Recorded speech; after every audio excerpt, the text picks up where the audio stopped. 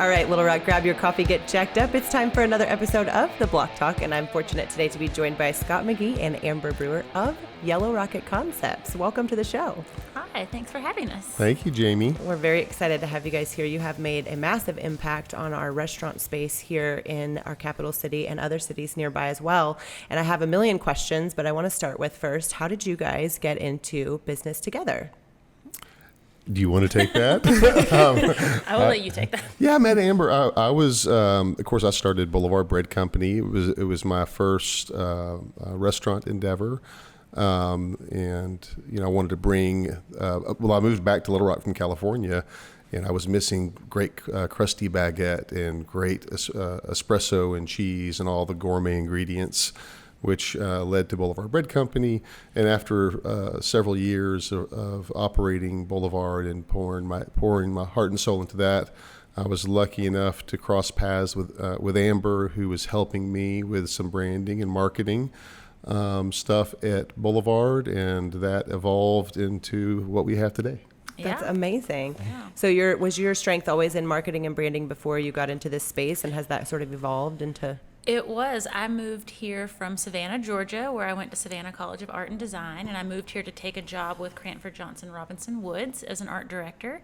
I was there for a while and continued to work there, and was an art director at Arkansas Business for a while as well, while I was doing work with Scott. So, and I maintained a job with Arkansas Business and doing some of my own design work for a while until we had probably our fifth restaurant, when it got to be so much that I decided to develop an internal marketing department to handle the workload. That's amazing. Yeah. And what's exciting about this is from the entrepreneurial standpoint, which is, the point of the podcast really is to highlight and showcase people who have added value, especially in the entrepreneurial space here in Little Rock. And one of the things you've done is taken that restaurant that became a staple. People walk there in the morning, they have their breakfast, they drink their coffee, they meet with their friends, and then they go off and It's they do an their... icon for sure. Oh, yeah. And so the rest of them have now become icons. And what's interesting about that is your guys' mashups and backgrounds are totally different.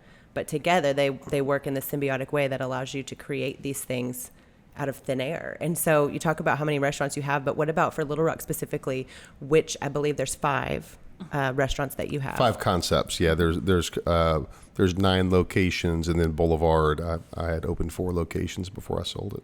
So go through the concepts. So Zaza Fine Salad and Wood Oven Pizza Company, there are 2 of those, one in Conways as well as Little Rock.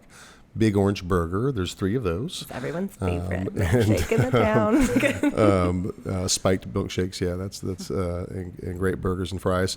Local Lime, which is kind of a Cali authentic Mex concept. There's one in Little Rock, one in Rogers, Arkansas. Heights Taco and Tamale, which is kind of a Delta Arc Mex, we call it. And it's a kind of an ode to the old Browning space that it was born in.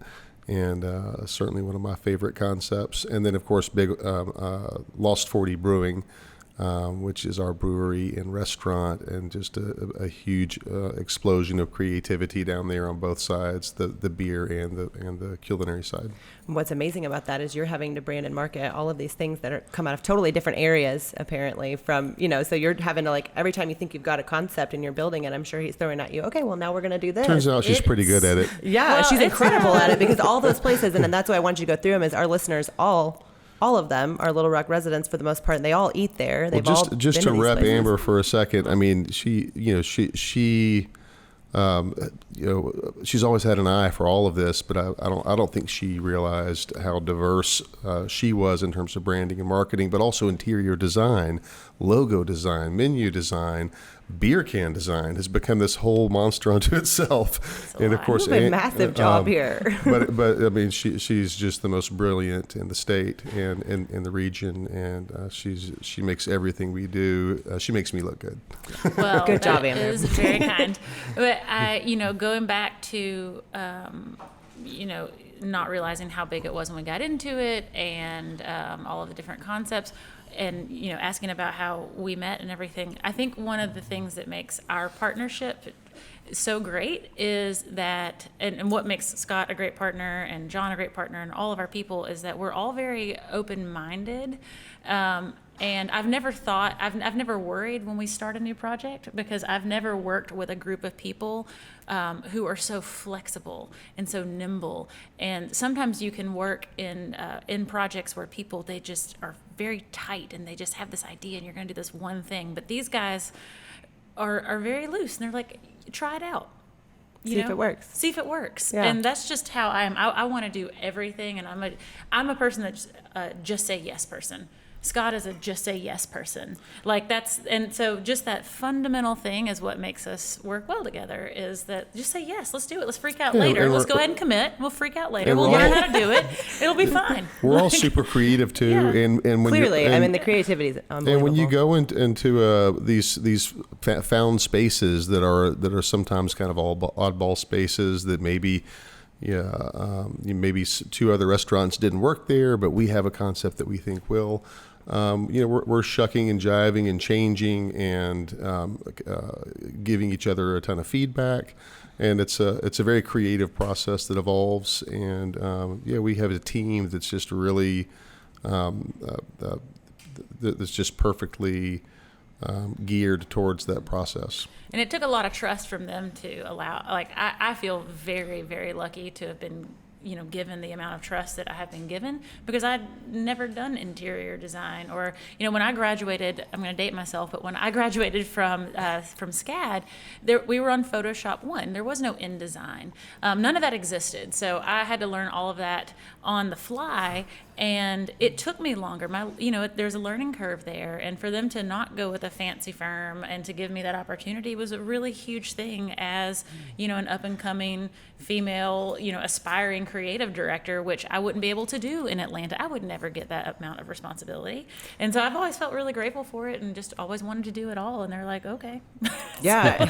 I've always been like, cool, they're going to let me do it. And same on the culinary creative side. I mean, I have a lot of flexibility, and we even our concepts that are 12 to 13 years old. Yeah, I get tired of stuff. We all get tired of stuff. And so that process of always reinventing, always assessing, can this be 10% better? This was cool 5 years ago. Is it cool today?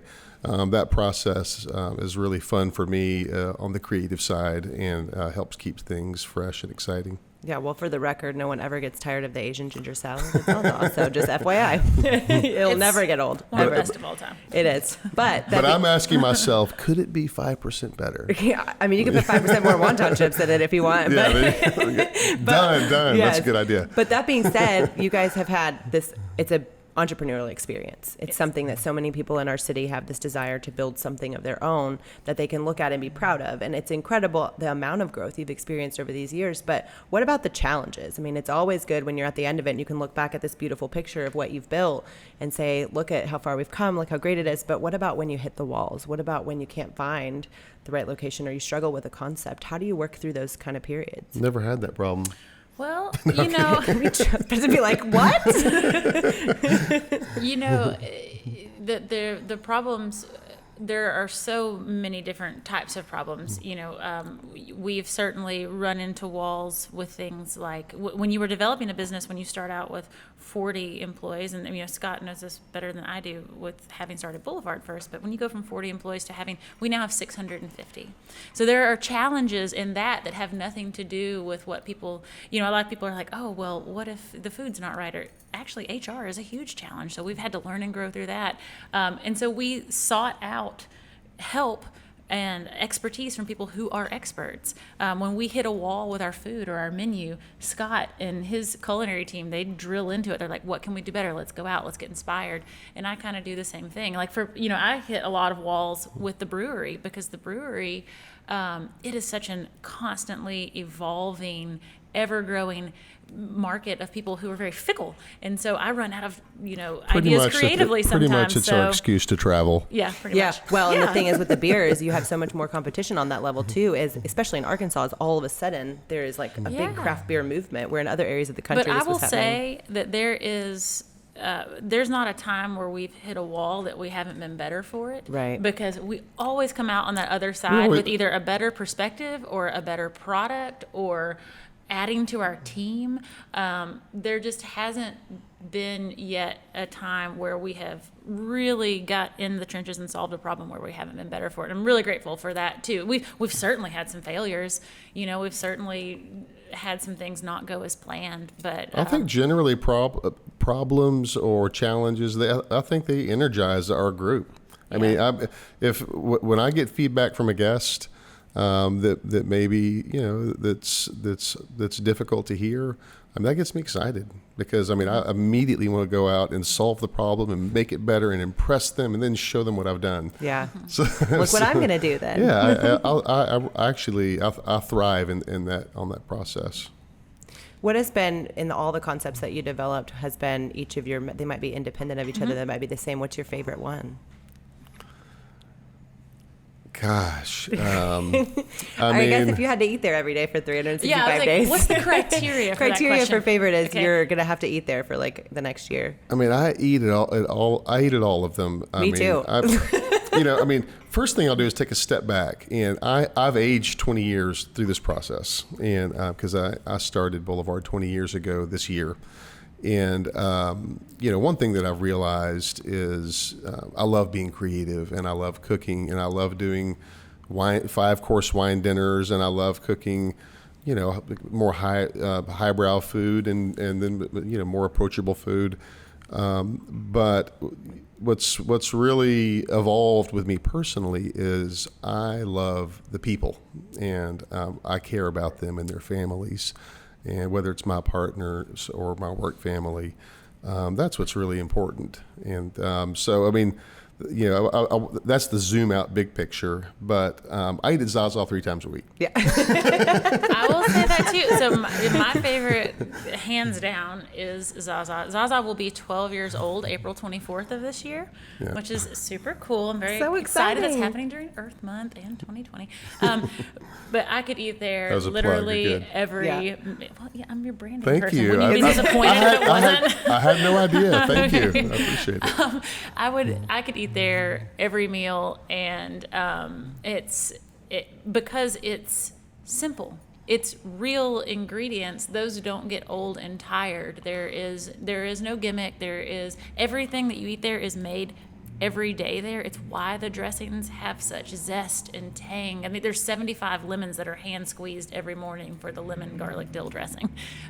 It's my favorite place. And it's such a neighborhood spot too. So just from even a getting to know your neighbors, a people watching perspective, it's fantastic. So that's always my favorite. Now, as far as my favorite project to have created, like in terms of not from the menu side, but just to have worked on, would be our newest local lime in Rogers. Yep. Because I got to dig in and do. I had a timeline that allowed me and space that allowed me to do a lot of custom stuff. So. Well, and the black beans, they're ridiculous. And they're vegan. Yeah, and I can't eat black beans at home now. I'm like, we just put so many chilies and peppers and all kinds of flavors. Yeah, they're very healthy, but we just put a ton of fresh herbs and fresh garlic and dried chilies and just all kinds of things to make them delicious. Yeah, I can't even choose a favorite, so I thought it'd be really unfair of me to go ahead and ask you guys because I can't choose. But I will say that at Zaza the other day, I went in there and my baby doctor was in there eating. I saw him, but I just made sure he didn't see me because I thought I'm going to get some gelato and I don't want him to see this.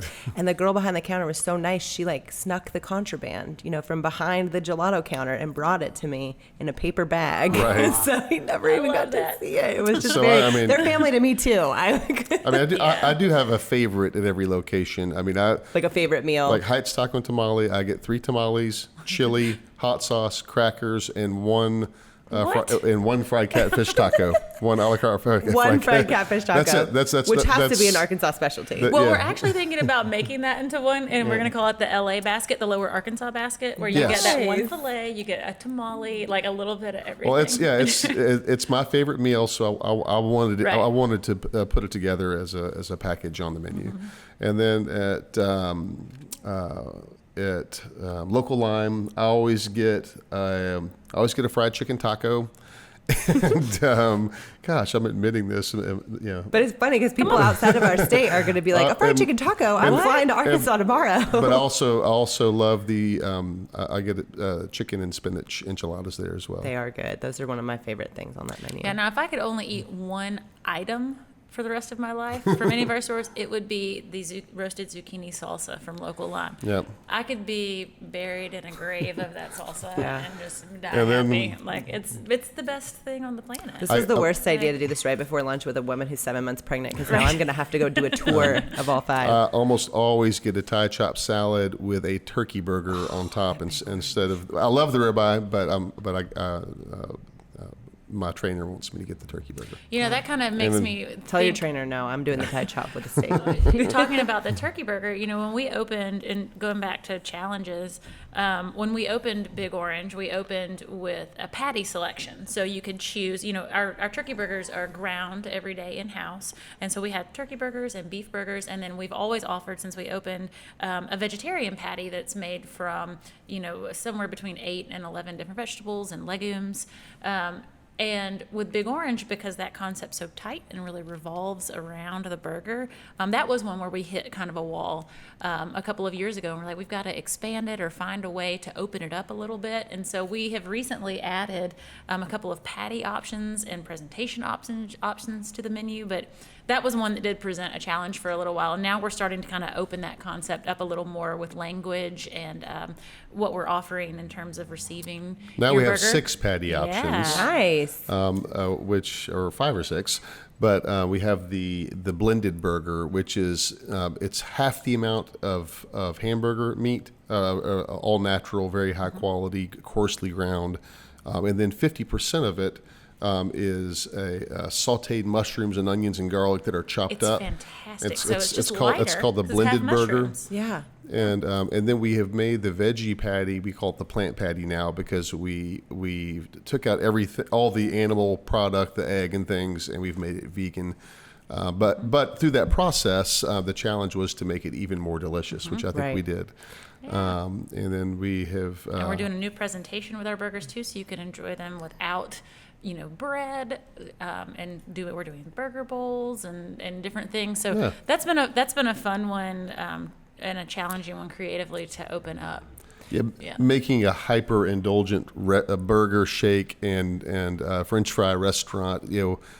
It's always been our mission though since day one. We had 9 salads the day we opened. That's why we call it burgers, salads, and shakes. We always wanted there to be indulgent options, but also lots of less indulgent options and some healthy options. Well, and that's one thing I was going to talk about next anyways, was a difference between the concepts you've developed and then restaurants you see typically that are trying to just please the consumer and let me just give them exactly what they need. What you told me before was that you've never once looked at the demographic of a customer, but what you're doing is looking at the concept that works overall for you and for your ideas and your creativity. And that being said, you can go to all of these restaurants and eat a meal and not leave feeling bad. You know, you've got the option to eat things that even when I do go and I have the sweet potato fries, when I have my Thai chop salad, and then I have my milkshake, like the milkshake's really the only thing in there that I have to feel bad about, and I don't really feel bad about it. Well, So, first and foremost, if I don't love it, it's not going on the menu. right. And that's, I mean, everything kind of begins and ends with that. And then that expands to if my partners and my creative team don't love it, it's not going on the menu. And if for some reason, if something's changed and it's just, it just doesn't excite me anymore, it's coming off the menu quick. Right. That's exciting. And you have to constantly deal with these changes sort Yeah. of on the fly, right? So if he'll be like, change this, you've got to redo the My menu. priority list is I'm sure hers is the same. I have like 4,000 things on my priority list, and on my little app, I can move them up to make them higher priorities or down. And it's, if you read it, you'd laugh. I love it because I'm very, very restless when it comes to products, and a lot of my background is in set design, advertising, fashion photography, all of that stuff. So I'm used to things changing and being different all the time. And at the end of the day, when you set all of aside what my background is, I'm a consumer. I was brought up in a consumer culture. I love it. I love to be catered to. I love seeing, I love advertising, I love messages. And so because I do naturally love that, I want our stuff to be exciting. So I get excited when he comes to me and is like, I want to change this garnish and this. I'm like, yes, let's do it. Oh, can we get new dishes too? Let's shake it up. He's like, I just wanted to change one thing, and here we are. Yeah, and I don't ever want to rock, I don't want to shift the bedrock of what makes something great. Like if we've got this chicken taco that is fantastic and it's because of the crunch, I would never want to do anything that would ruin the foundation of the dish. But when he comes up with ways to make it better, or we can think of a new way to present it that's more exciting for our guest, because it is all about that guest experience. Yep. I love it. I'm like, let's let that list be a mile long, because it's something new to think about, every day, which is why I like the hospitality industry, because it is all about experiences, and people are looking for new. Food is an experience now. It's not just a meal out, and I think that is limitless and super exciting. So one of the other things, you guys don't do third-party delivery, which I found out whenever I was having a really big craving for a Zaza salad one day. I'm super pregnant. I called up there. I'm like, hey, they're like, no. So I got in my car and I drove across town to get my Zaza salad because it was that good. And the other part is I appreciate that because it is an experience. And what I feel like what happens when food gets delivered, like, sorry, all my Bite Squad listeners, but I just can't. It takes away the experience of going to the restaurant. It takes away the authenticity of what you feel and smell and experience. Some food delivers better than others. Like Indian food delivers really well, because it's in those it's in those quart containers or pint containers, and it's really good for 2 weeks. Whereas some food is more what we call a la minute. It's better the second it's made, and then it goes downhill. And I think, as a chef, there are so many things that we cook that I just would not want to serve someone an hour later. Yeah. Well, I think there's even if I can make money doing it, it's not worth it to me. And there's, a couple of prongs there. One, I think that we may do third-party delivery coming up, but we are kind of slow to adopt to whatever is flashing currently in the pan. And I think that's one of the reasons that, we don't open, once we land on a Zaza and it's successful, we don't open 25. We're slow to adopt things because we, like Scott said about the food, we're not going to do it unless it's awesome. And right now, third-party delivery is not awesome for us because most people want to order during peak times, and that ends up degrading the on-site experience for our guests who have traveled there. And it also ends up degrading a lot of the food that we cook because it is better when it's fresh out. So if we ever come to a concept and open something that works well for that, we will, but we try to just be super conscientious of the people who have made the effort, who are at the store, and that has to come first, and serving those guests well. Yeah. And if we can figure it out, we will, but we're kind of slow adopters on that. We were slow adopters on a few other trends as well, which we're coming around to, but we have to make sure that it works functionally for our specific concepts first. And I really love that about you guys, just because specifically, like I said, like I didn't realize how much I was eating out until that became an option, and then it became I don't ever like eating out anymore because I don't pit that against the experience I'm having at the restaurant, where I don't get that, when I want to go have brunch, I can go to Lost 40 and I have this incredible experience in this cool area of town in this massive building. I get to watch the brewery stuff go on. It's something that I wouldn't get to experience if I was able to just call it home, know. And I appreciate what you said about the food. I hadn't even thought about that, but it's probably not as good. It's true. Like the pizzas that come out of our oven, they're wood fired. It's a true wood fired pizza. It is not from a deck. There are no cheats there, and it does not hold well. It is meant to be enjoyed almost like a street food. American style pizza has pounds of processed cheese on it, and it's good. It's good for like 3 months. Yeah. Like room temp, it's fine. Yeah. But Napoli style pizza with fewer, higher quality ingredients that's baked in a 900 degree oven. I mean, it's best the second it's made, and it's great 10 minutes later. In the dough, and an hour later, it's just not quite the same thing. Yeah, I also like sitting over there by the wood fire when it's cold, or when you have your gelato. Best you're seat in the like, house. Just sit right here. Yeah. But when they take that tray of bacon out. I think we would like to have some restaurants, that are delivered by third-party deliveries.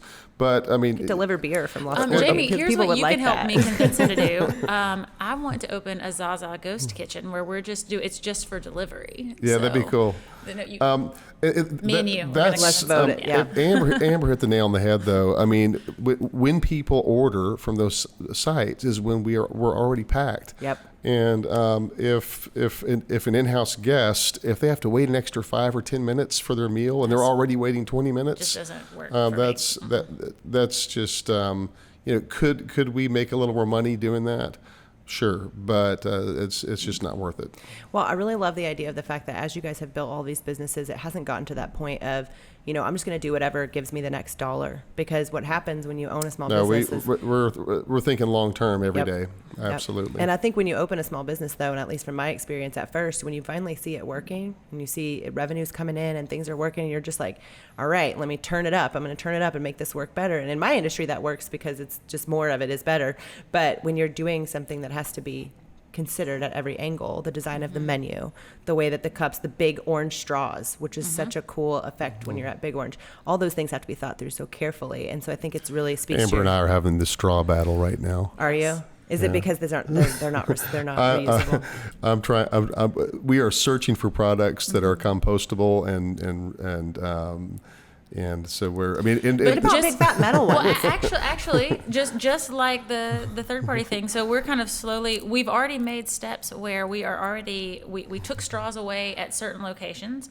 They're available upon request at others. We have moved to fully biodegradable stir straws. So we're about 60% of the way there. We're currently looking for someone to produce those orange straws in a more responsible way. That's like that's really only our last holdup. But and that's a good example. We don't rush into it and go buy paper straws that don't work. Yeah. Right. But I just found an agave straw that's made from the fiber of what's left over after the tequila making process. We think it's going to work. Could there be tequila in it? Oh, sorry. So, yes. So yeah, I mean, I've been searching for the right straw for about 3 years, and my partners are like, let's put the brakes on that one because that one dissolves in 30 seconds, or you can't. I mean, a milkshake straw has to be thick. It has to be big. And it takes a certain amount of, so we have to do, when we consider a new straw, we have to do acid tests because those margaritas everyone loves, those are 75% lime juice. Lime juices. Yeah. So we do have new compostable straws for for 2 locations for those, but yeah, it's kind of a slow process, but that's our last hanger outer. That's so exciting, though, and I like the way that the fabric of this company and these concepts are built together with the integration of everybody's thoughts and ideas, but then also trying to do it responsibly, sustainably, in a way that makes your consumer benefit. I mean, the consumer benefits on every level in this scenario. Well, yeah, the number one thing to judge everything by and every decision is the consumer experience, and that goes from where you're located to what kind of straw you're using to if you offer third-party delivery, what is it like for the guest? Yep. And speaking of what it's like for the guests, I do have to ask this question because you go from food and you're a chef and you've got this background and I know you've built a team around this, but how do you go from these restaurant concepts into the brewery concept? I mean, whose idea was that? That was John Beachboard and Amber's significant other and our partner as well. John was my sous chef at Boulevard Bread Company in the mid-2000s, and we developed a close friendship and relationship. And then we opened, just John and I, our first concept together was the first Zaza on the Heights about 12 years ago. And Amber was integral, and that's when she really ramped up and started working with our team. And John had a passion, about 6-7 years ago, John was like, man, I would love to learn how to brew beer. He bought all this equipment for his garage. Yeah, we had it all wired into our garage. I can't brand this from into the garage. It started in our garage. We had brewers over and learned to do it in the garage. And Google, honestly, it's Apple, and then now Plus 40. All were started in garages. It was probably probably 8 years ago when they actually started. It was 8 years ago. Brewing small batches, and they did that for a few years. And John finally convinced us that, hey, man, I just really want to ramp this up and do this on a larger scale. And it really came up, I like to say it was kind of born from what you guys were doing at Big Orange, Right. because when we opened Big Orange Midtown, we had an incredible bar team, and John has always loved beer, but we put on 100 different canned and bottled beer selections, and had our most taps Right. that we ever had. And so we were spending all of this time making perfect pairings of beer with all of our different dishes, and just through conversation, we there were a couple of dishes that we wish we had more specific flavors of beer for, but that weren't available. And so we were like, man, if we could make a beer, we'd make this. And so it really kind of, the love for it and pairing it kind of bred this desire to just make it Just do it. ourselves. Yeah. And I think as a team, between John and Ben and myself, I mean, we were all craft beer aficionados. I think Oh my gosh. long before the wave Yeah. Came this direction. Well, Yeah, came I this also like to direction. think of, I thought it would be so super cool to have a brewery that has two men at the helm who are chefs. They have been making flavors to please Arkansas palates for 2 decades. Who better to make beer for Arkansas? I just thought Yeah, that would you're be doing super a great cool. job. There are not a lot of chef-driven breweries. There's a And lot, so I there's a thought lot that'd of be super crossover, cool. Yeah. you know, and whether it's culinary arts or whether it's brewing beer and developing flavors. I mean, it's all about balance, Right. and it's and figuring out what you want to accentuate, and what's something that really pleases the palate. And I think so. Yeah, I think our background as chefs definitely makes us unique in that regard. But we also have hired, Incredible talent. Yeah, And our head brewer worked with us from not day just one. not just hired. They're our family. I Yeah. mean, No, they really are. Our head brewer, Dylan Yelenich, he worked with us from day one. He piloted our entire cocktail program at Big Orange. He is an incredible mixologist. Like 9 years ago. 9 years ago, he wanted to grow in the company, and so he kind of got into the beer thing with us and started learning how to brew beer. And we sent him to Germany for 9 months to become a master brewer, and now he is our head brewer. But he has worked with us on creating beverages for Arkansas for almost a decade now, and he's grown into that position along with us. So I just think that's It's kind of a amazing. cool we have, trajectory. we have an amazing Yeah. microbiologist, Grant, who's the mix master back there in the brew world. Yeah. And we just have an incredible. Of course, Omar is one of the greatest brewers in the history of Arkansas, who really helped launch our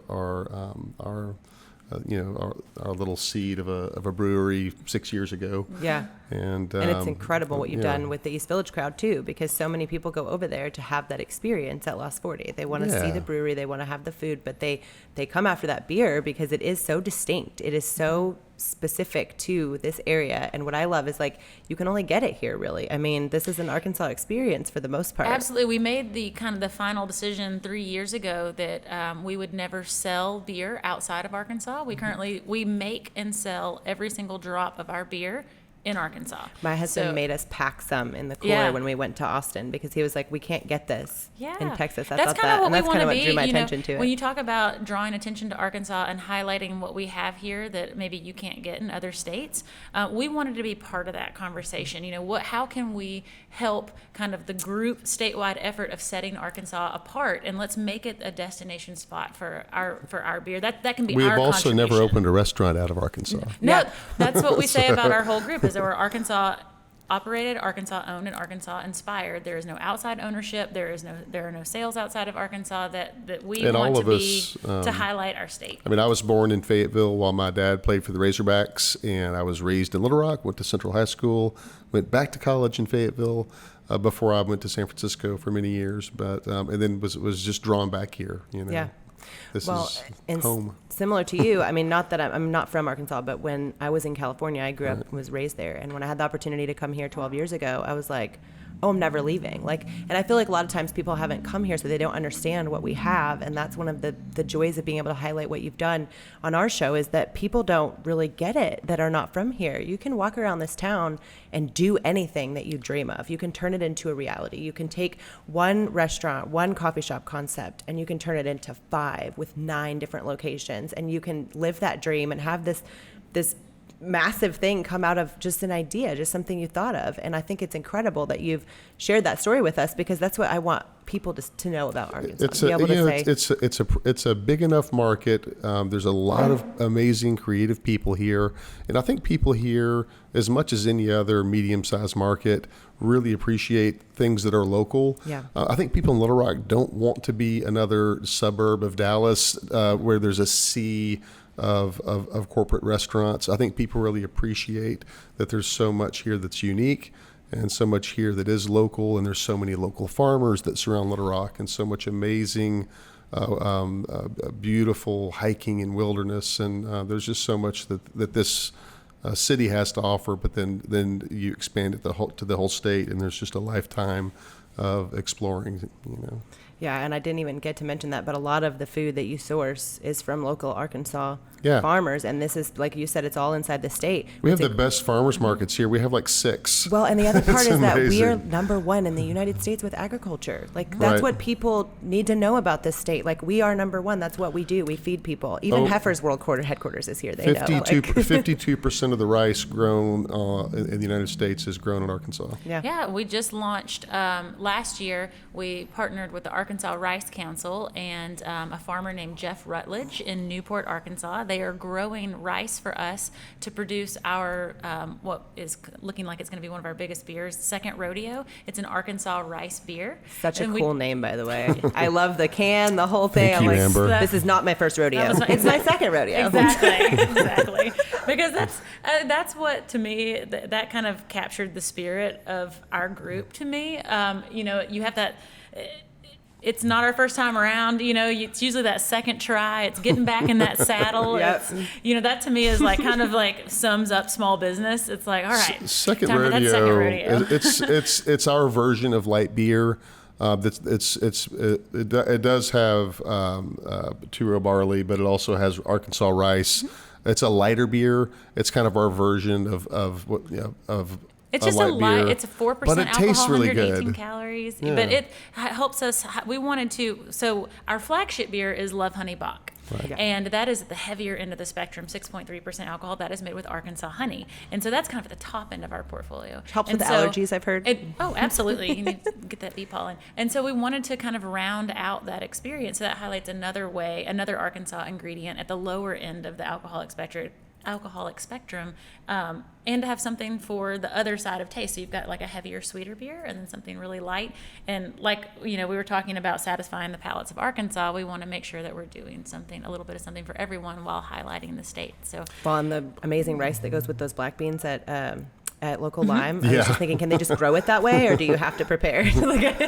that is Arkansas rice, but Yeah. So I love the Second Rodeo though, because it is that. I mean, there's a lot of light beers out there that taste like water. Yeah. And the Second Rodeo is in that vein of light beers, but it's incredibly delicious. It and that really was another push and pull situation. I wanted, it was my goal. I was like, I really want to, from a marketing perspective, I want to be able to put 100 calories on the can. I was like, that's where I draw the line, And John, the brew team, they were like, it has to be 130 so it can have flavor. And I was like, no good. We can't. Nobody. Throw it out. If it's over 100, Yeah. we can't market that. That's not a So- message. And so we got but that's how our So group they're works. making like So 30 now- pilot batches Right. to really fine tune. So we can it. find that Yeah. one place where it's still low enough in calories to market around being low calorie, but also has flavor. So we're true to our brand, which is Right. tasting great. So we landed on 118. That's such a good compromise. That's such a healthy compromise. I love it. Plus, what's 18 calories? I mean, no one's worried No, about at the end that. of the day, it's all fine. But that landed it at 4% alcohol too, which is when you live in this type of heat. In this environment too, you need that lower alcohol content. Great lake sometimes. beer. So yeah, you gotta have your boat beer or your lawnmower race beer. Yeah, lawnmower Right. beer. That's a good one. I forget about the lawnmower beer. My husband's always so tired after a Love Honey mow. So we'll Yeah. have to go Second Rodeo with that. This is it. Yeah. Well, just before we wrap up, I want to ask you a question to each of you, same question, but basically just want to know, and I've asked kind of in a different way about this, but when you're challenged as an entrepreneur, some people listen to this show that are trying to start their business. They're either local to Little Rock or they're nationwide and they're looking for a place to go and launch their idea and launch their dream. And I guess I want to know from each of you, your experience having done that in this atmosphere and in this city and in this state. What advice do you have for a new entrepreneur, somebody who just has an idea, a dream, And maybe they do have the funding, maybe they don't, but they're going to encounter some things along the way that you've experienced. And what advice would you impart to them? It starts with building your own foundation exploring from a chef's perspective. You need to eat a lot of food. Yeah. And you want to go to school. You want to get a broad education. And you want to work at a ton of restaurants under great chefs that treat you with dignity and respect and will take you under their wing and train you. You hopefully have an opportunity to go to culinary school. But first place is that foundation.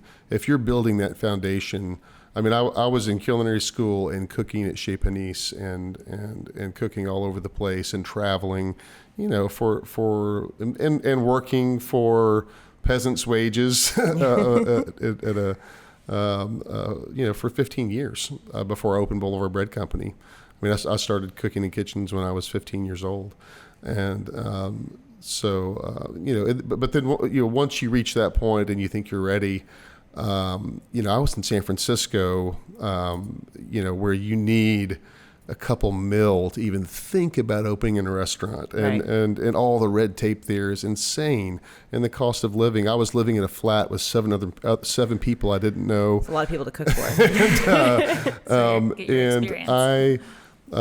I just realized, we were my first wife was pregnant with my first child, and I just had this epiphany. I'm like, it's not going to happen here.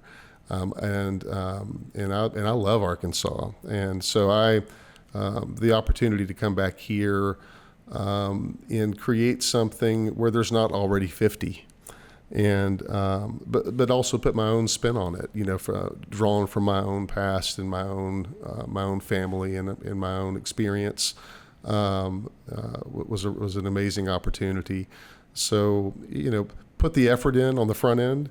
And then, find a place or a community where there's people that will be very loving and accepting and occasionally forgiving. Yeah. Yeah. That's good advice. And that's, pay your dues too. Yeah. Yes.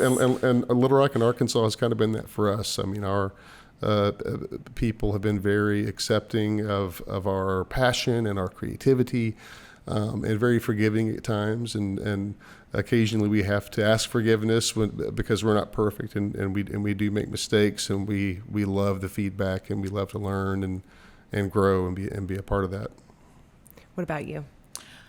Well, the one thing I know is that I have never started or accomplished anything by myself, and I don't know a lot of people who have. So I really think that it's not about relationships from the perspective that you need to know the right people. It's about relationships from the perspective that you need to find other people that will work as hard as you do. I think that every opportunity that I have had is mostly due to the fact that I will learn how to do. I come with the skills. So I have tried to accumulate every skill that I can along the way. And I think it's really important if you're trying to start a business that you know how to do every part of the job, or at least learn as much as you can about it. I would never try to start a restaurant and not know how to cook, or how to run the dishwasher, or how to do the basic finances. I think it's really important that you totally understand the nuts and bolts of what you do first. And from a design perspective, that's true too. I've having people that you work with that you trust, and I think just getting in and into the trenches and getting some of that experience puts you in a position where other people will trust you when those opportunities do come along. I've been asked a lot, well, what's the magic bullet? Oh, was it because is your success in what you've done so far because you went to art school? I'm like, absolutely not. None of these skills came from that. It's constant building along the way. So I just think it's super, super important that if you want to start something new, that you understand how to do every little piece of it yourself, so that you know who you can actually trust when it comes time to build a team. And I think that shows itself when you go to someone, like if you're going to a bank to look for an investment, when they know that you know how to actually do the job, when you're not somebody who maybe is an accountant who's never run a restaurant but just wants some money to open one. That's a very different thing than when you have a chef come to you who's been working and gaining experience. Or I just think it's really, really important to have relevant experience and to get in the trenches and to do the work, because it also it can help inform the way that you want to run the business and ultimately all the decisions that you make for it. So I'm just a big work experience believer, and along the way you're going to meet people who are going to become your network. Yeah, and as soon as you get get your team together and you're ready to open something and you're looking for space, and certainly by the time you open and start hiring a team, I think the most critical thing in terms of being happy as an individual, as a human, but also in terms of developing long-term success, is how you treat people. And I think that's very, very, it's a critical message. You have to treat everyone, not because you have to, but because you want to, because you're a good person, hopefully. But treating everyone with love and dignity and respect and appreciation, and developing a team who's your family, that you're there for them in their time of need.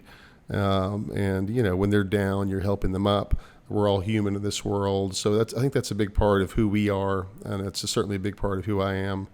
And I think without that, not only is success limited, but it's also less rewarding. Yeah, that makes a lot of sense. And it's been an absolute pleasure talking with both of you about this journey, and I'm starving. So we're going to wrap up now, because all I can think about is going to one of these 5 concepts and eating my weight in I'm food. going to Local Lime today. I had Zaza yesterday. And thank you so much for having us. I think that what you're doing is incredible too. Just shining a light on all of the things going on in our state. Thank you. Yeah, we want people to come here and experience it. Once they come here and they try the beer, they're never leaving. Let's anyway. do another. Let's do great. another one. I just want to talk about all the nooks and crannies of the state and all the beautiful hiking trails and waterfalls and. I have been. You know what we should do? Yeah. We should travel to your different rrestaurants and then go have an adventure in that city and then come back and eat. Absolutely. I love this state. You could explore it 24 Arkansas hours dinner. a day We'll just call it for that. your entire life. Yeah, it's amazing. All right. Well, thank you guys for coming on the show. We appreciate you, and we'll see you next time. Thank you, Jamie. Little Rock, we're out. Thanks for listening to the Little Rock Block Talk podcast. If you're interested in hearing more, make sure to like, subscribe, and follow our page. If you're also interested in sponsoring an episode, reach out to us on Facebook.